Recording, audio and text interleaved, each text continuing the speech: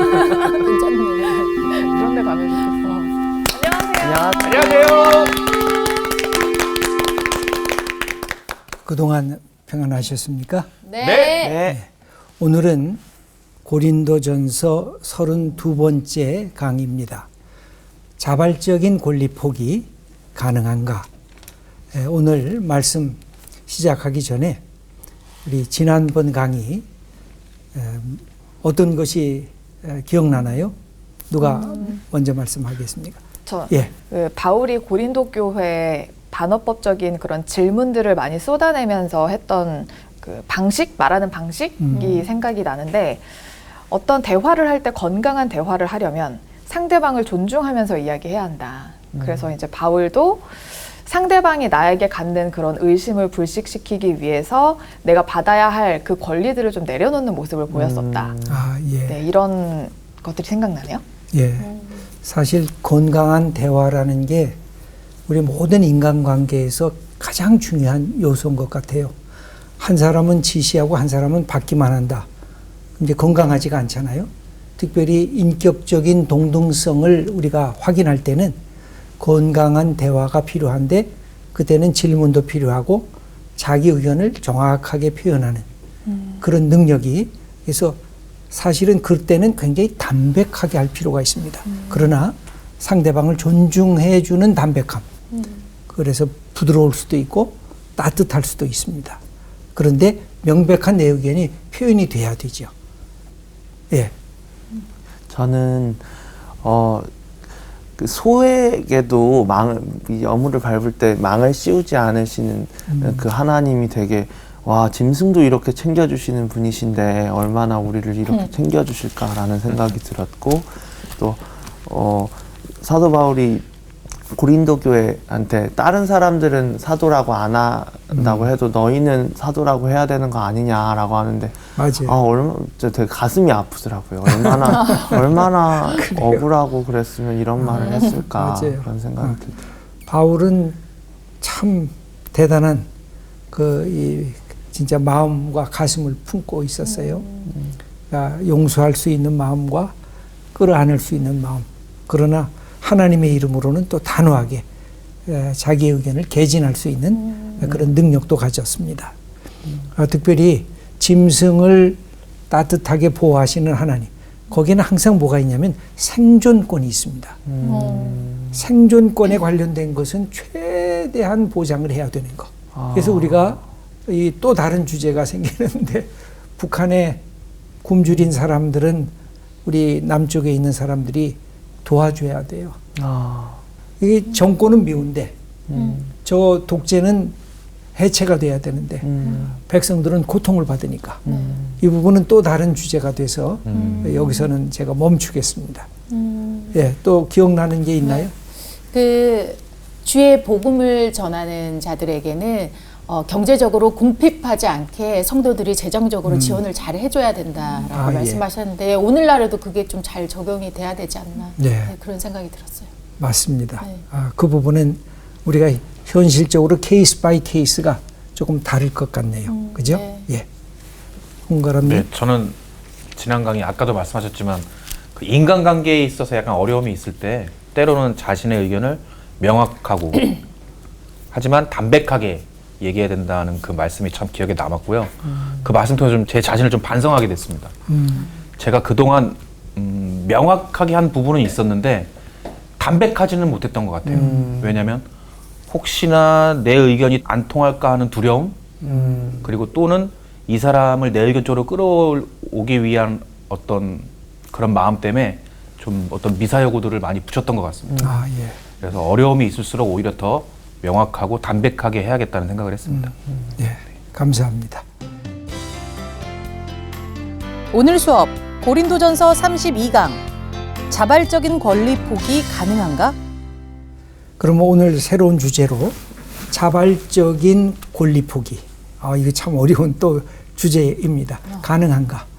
그래서 예수 믿으면 어느 방향으로 가야 되냐면 성숙함으로 가야 됩니다. 성숙한 그리스도인. 그러니까 그 반대는 뭘까요? 미숙한 그리스도인. 바울은 이미 고린도전서 3장에 무슨 얘기를 했냐면 그리스도 안에 있다. 근데 너희들은 미성숙하다. 왜? 서로 싸움하는 거 보니까. 나는 게바파다. 나는 바울파다. 나는 아볼로파다. 이게 말이 되냐? 어떻게 그리스도의 몸이 나뉘었느냐? 그러니까 예수님은 믿는데 미성숙하다는 거예요. 그래서 제가 다시 옛날 주제를 이렇게 다시 끌어드립니다. childish하냐? 아니면 childlike하냐? childlike은 순전한 것이어서 성숙한 사람이 돼도 너무너무 좋은 것입니다. 나이가 들었는데 childlike하다. 아주 괜찮은 것입니다. 근데 나이가 들었는데 아직도 childish하다. 문제가 있죠. 그러니까 미숙하고 유치한가 아니면 순전하고 성숙된 모습을 지니고 있는가. 이걸 도대체 어떻게 분별할 수가 있을까요? 일단 가장 와닿는 건 나이 아닙니까? 나이.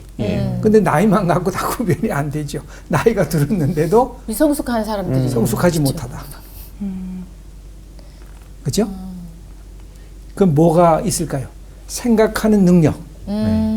조금 다른 말로 표현하면 분별력이 있는가에 따라서 성숙한가 성숙하지 못한가. 어떤 물건이 있는데 이 물건이 용도가 뭔가.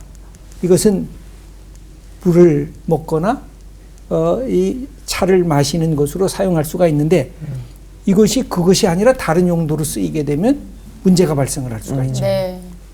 예를 들면 뭐 칼이라든지 어린아이들은 칼을 못 만지게 하잖아요. 네.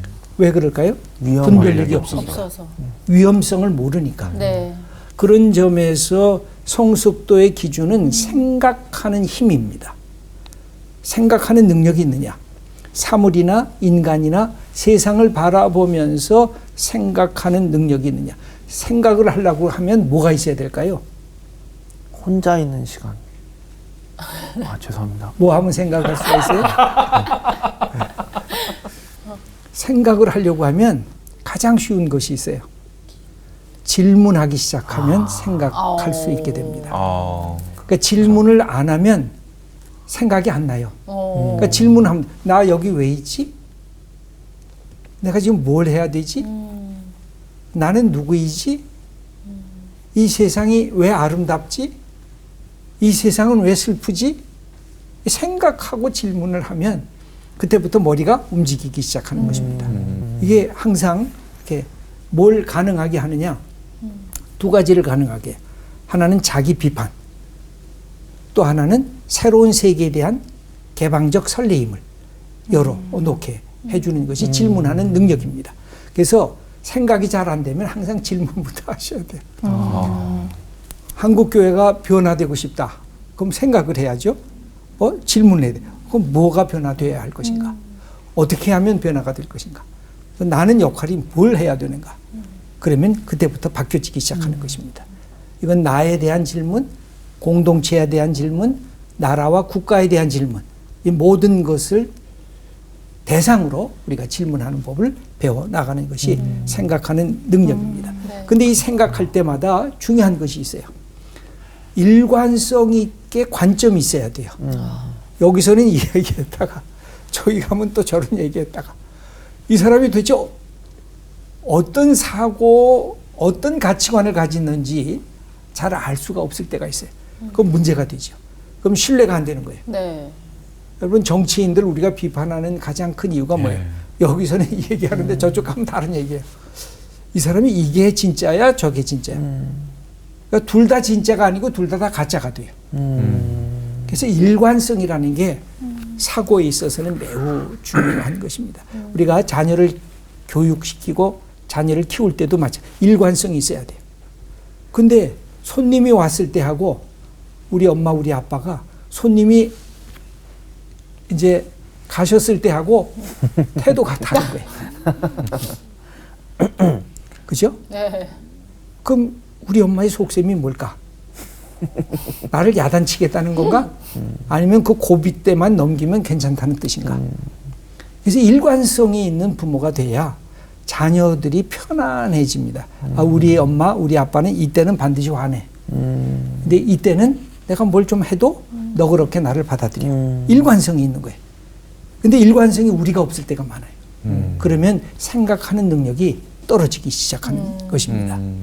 그 다음에 두 번째로 보면 다원적 사회에서 적응하는 능력. 우리가 다원적 사회 속에 살고 있잖아요. 우리가 벌써 함께하면 이게 5명이잖아요. 5명이 함께하면 생각과 다 모든 판단 능력이 다른데 이때 어떻게 해야 되느냐. 그때 나만을 위한 능력으로 갖고 살 것이냐. 아니면 우리 전체가 잘 되는 목표를 정하고 갈 것이냐. 그래서 항상 모든 사람에는 이기성이 있습니다. 나는 이기적인 욕심이 없습니다.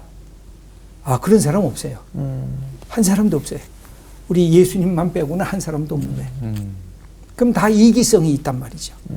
근데 그것을 절제해야 되는데 뭐가 더 커야 돼요? 공동체성이 더 커야 돼요. 항상 이기적인 욕심을 다 없애버릴 수는 없어요. 그런데 이것이 공동체를 위해서 쓰임받고 싶다. 그러면 그 사람은 어디 갖다 집어넣어도 그 공동체를 살아 움직이게 하는 사람이 돼요. 근데 나는 공동체성보다는 이기성이 더 커.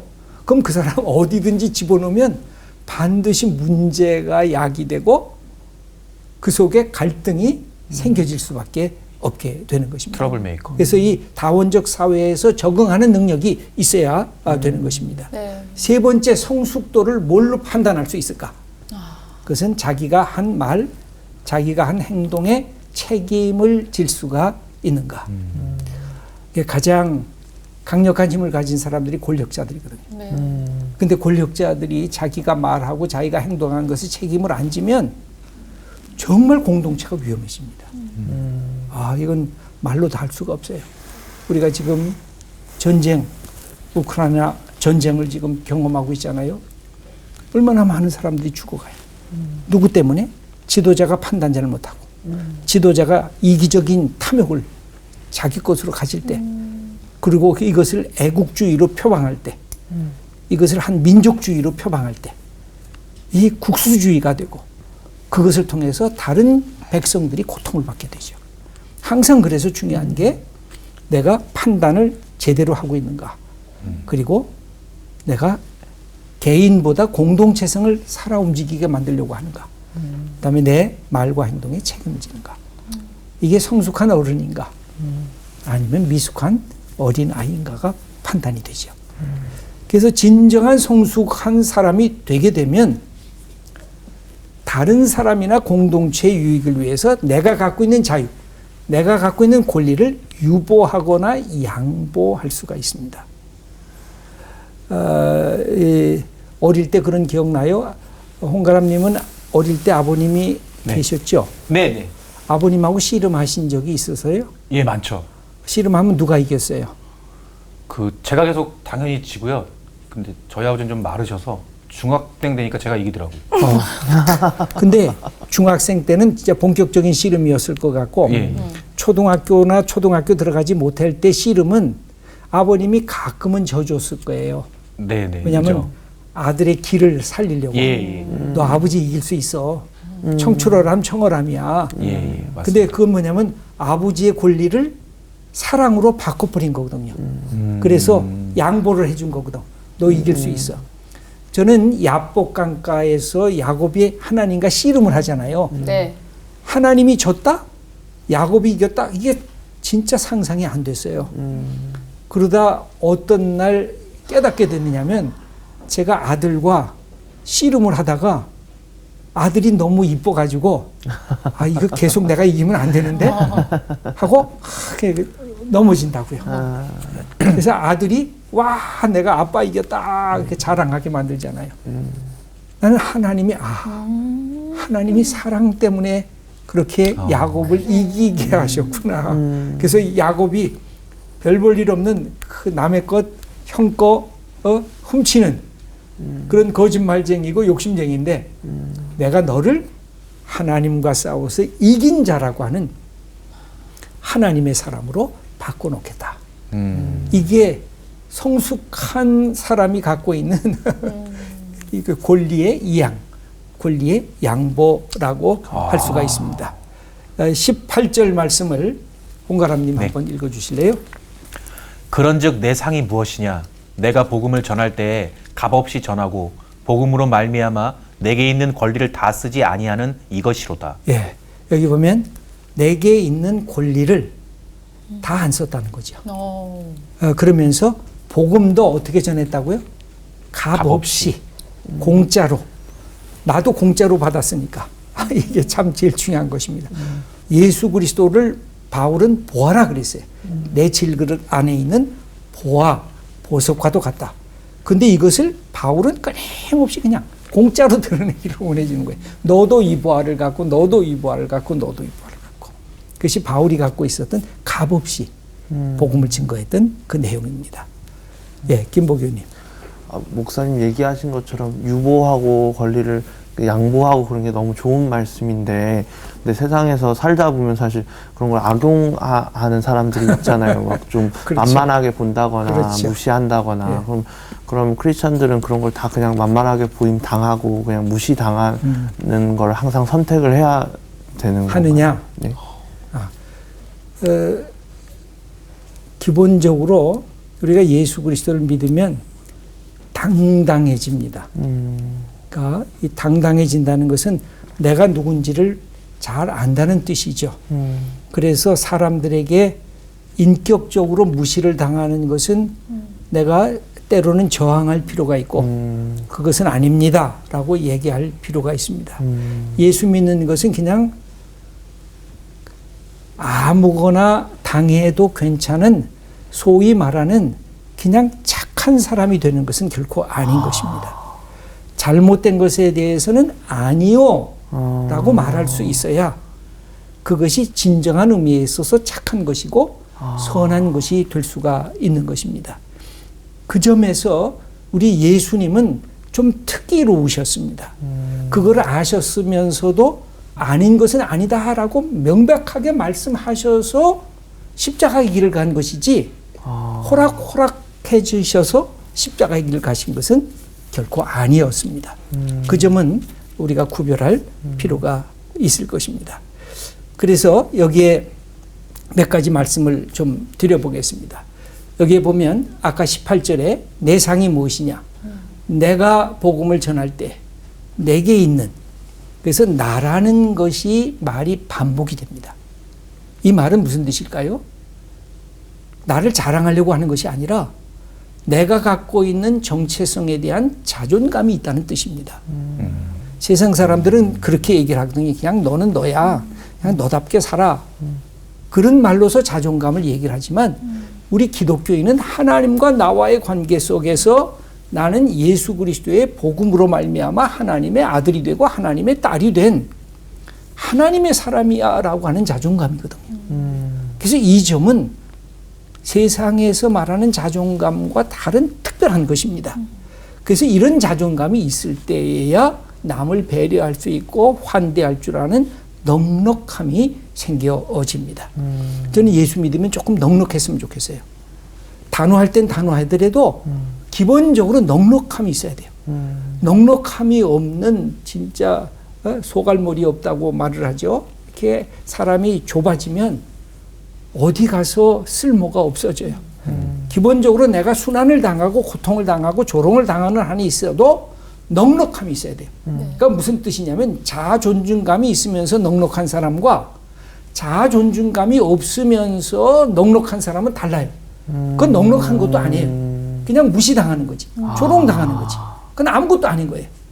나에 대한 존중감이 있고 나는 하나님의 사람이야 라는 그 자부심이 있으면서도 때로는 기다릴 줄 알고 때로는 참을 줄 알고 때로는 다른 사람을 포용할 줄 알아야 진정한 넉넉함이죠. 그러니까 바울에게는 그런 것이 있다는 것이죠.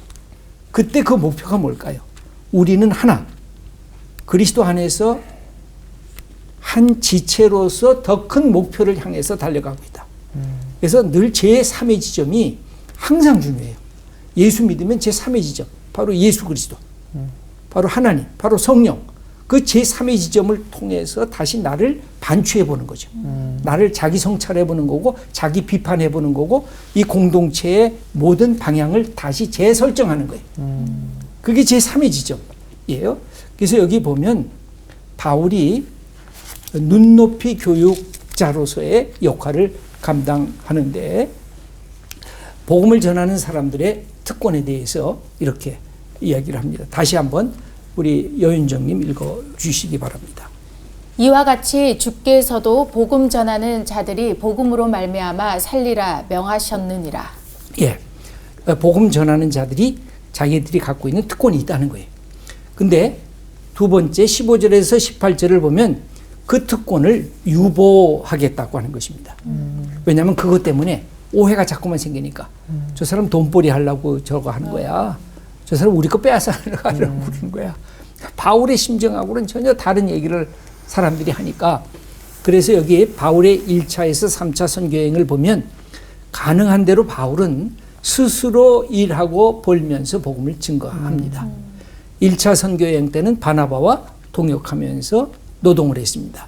2차, 3차 전도 여행 때도 거기 데살로니가 교회, 고린도 교회, 에베소 교회 그 사도행전과 데살로니가 전서를 보면 바울이 자기의 이 일용할 양식을 위해서 수고하고 애썼다 하는 얘기가 기록이 되어져 있습니다. 이것을 얘기를 하면서 다른 사람들이 또 오해를 합니다. 저거 자기 자랑하네. 바울 당신 뭐 안 받았으면 안 받았지고 왜 또 자랑으로 얘기를 해. 그러니까 바울이 16절에 이야기를 합니다.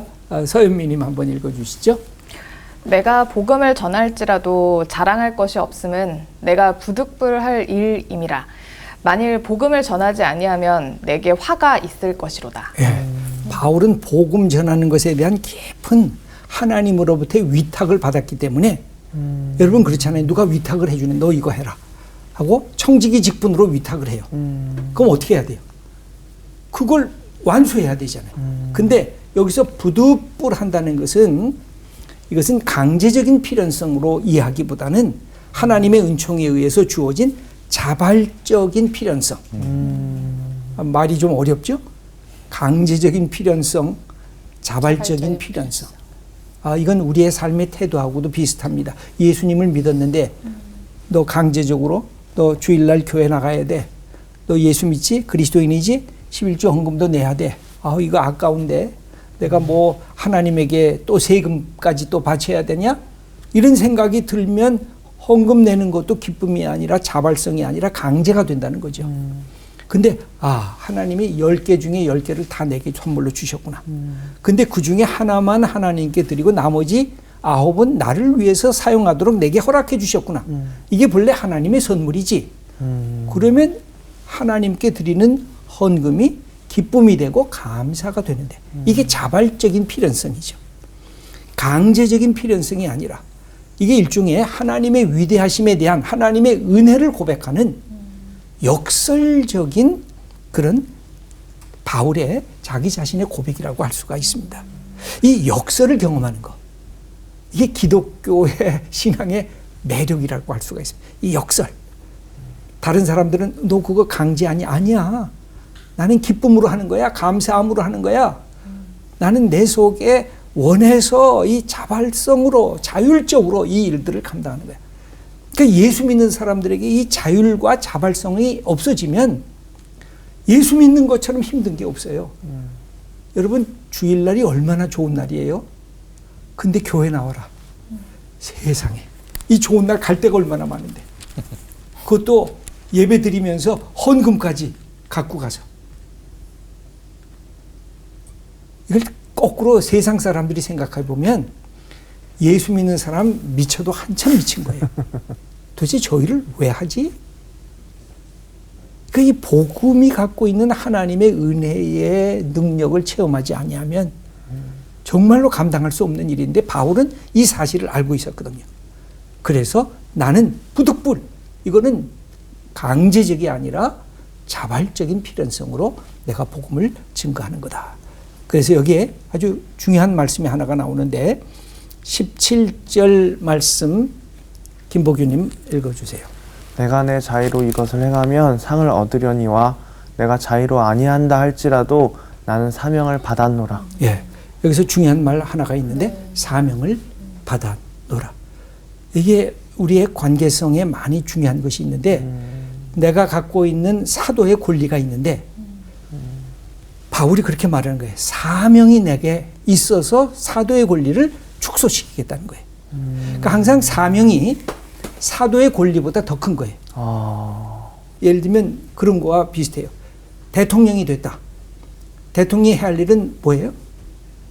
국민을 잘 국민들을 먹고 살게 하는 거예요. 그 다음에 다른 외국으로부터의 적대에 대해서 보호해요. 안보를 지키는 거예요. 세 번째는 그 공동체가 평화롭게 풍요를 느끼게 하도록 하는 거예요. 이게 해야 할 대통령의 세 가지 직분인데, 그렇지 못한 여러분 독재자들을 보잖아요. 뭘 위해서? 자기 대통령의 권리를 마음껏 행사하려고. 그건 뭐예요? 권력의 지속적인 보장. 그래서 뭘 잃어버려요? 국가와 국민을 위한 그의 사명을 잃어버려요.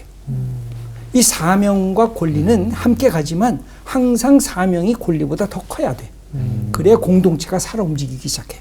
생명력 있는 살아있는 공동체가 돼요. 그래서 바울은 사도의 권리를 다 쓰지 아니했다는 것이죠. 다시 18절 말씀을 또 한번 읽어주시겠습니까, 홍가람님? 그런즉 내 상이 무엇이냐? 내가 복음을 전할 때 값없이 전하고 복음으로 말미암아 내게 있는 권리를 다 쓰지 아니하는 이것이로다. 예, 복음을 전할 때 자기는 그냥 값없이, 나가 값없이 받았기 때문에 값없이 주고 그 복음으로 말미암아 내가 사용할 수 있는 권리, 내가 여러분들에게 후원을 받고 돈을 받고 내 생계비를 유지할 그 권리까지도 나는 포기하겠다. 그것이 바울이 갖고 있었던 고린도 교회에 대한 생각이었습니다. 그래서 복음은 선물이에요. 값없이 전했다. 예수님이 12제자를 세상으로 파송할 때 마태복음 10장 7절에 아주 유명한 말씀을 하십니다. 여윤정님 읽어주시죠. 네.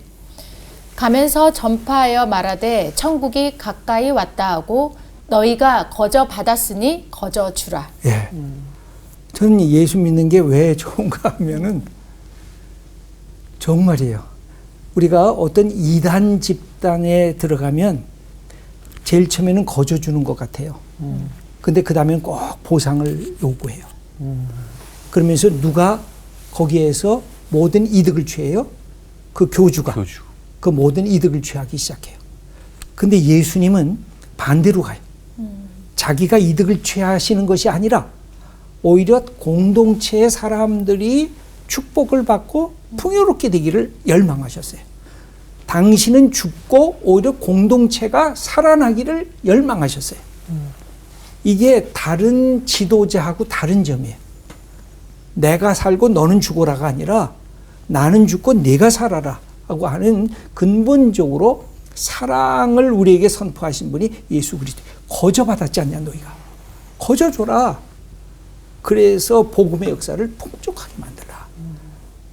그래서 은혜라는 것은 공짜예요. 예수 믿는 거 공짜고, 그래서 감사함으로, 그 다음에 모든 것이 자율적으로 자발성으로 하는 것이지 강제적으로 하는 게 아닌 것이, 저는 예수 믿는 게 그래서 너무 좋은 거예요.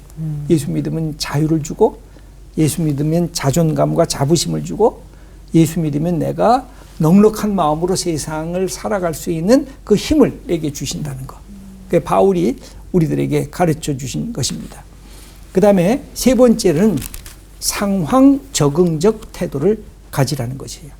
문화와 사회와 인습을 배려하면서 살아가는 건데, 그것이 더 중요한 것은 아니지만, 왜냐하면 사람은 문화와 사회와 인습에 묶여져 있기 때문에 그것을 염두에 두면서 접근하고 복음을 증거하라는 거죠.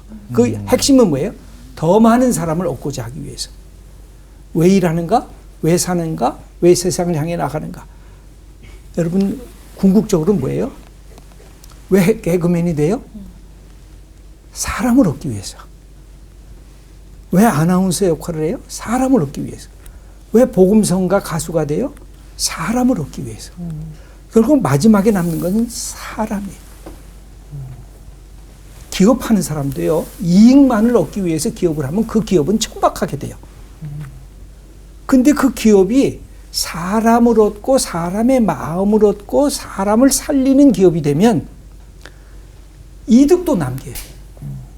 근데 우리는 목표가 몇 천억, 몇 조 이게 우리의 목표다라고 여겨지면 실제는 다 잃어버려요. 그래서 성숙한 사람들, 성숙한 기업가들, 성숙한 전문가들은 뭐가 필요하냐? 마지막에는 내가 사람을 얻는 데 초점을 둬야. 그래서 내 직업이 굉장히 깊이와 넓이와 높이가 있는 가치가 있는 직업이 돼요. 그러지 않으면 우리 직업 자체에 얽매이게 되고 천박한 직업이 되고 말아버리는 거죠. 저는 이 사람을 얻고자 하는 것이 예수님의 핵심이었고 사도 바울의 핵심이었어요. 그래서 네 번째로 보면 바울의 자발적인 낮아짐은 예수님을 뒤따라가는 바울의 모습이었어요. 19절 말씀 서현미님이 읽을 차례죠. 네. 예. 내가 모든 사람에게서 자유로우나 스스로 모든 사람에게 종이 된 것은 더 많은 사람을 얻고자 함이라. 예. 바울이 내가 자유자지만 그 사람을 얻으려고 내가 종처럼 그렇게 낮아지고 때로는 조롱도 당하고 천박하게도 됐다. 그것을 그들이 표현하는데 자유한 사람으로서 여러분들을 얻기 원한다.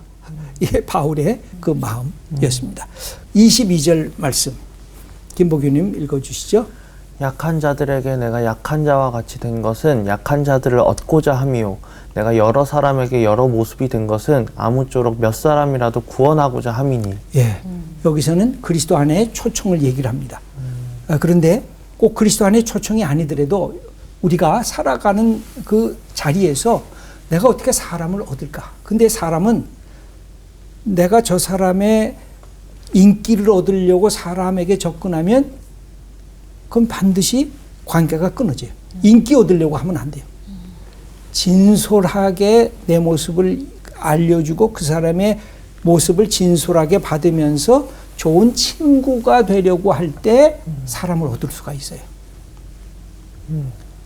그것은 내가 먼저 그 사람을 리스펙트하는 길밖에 없어요.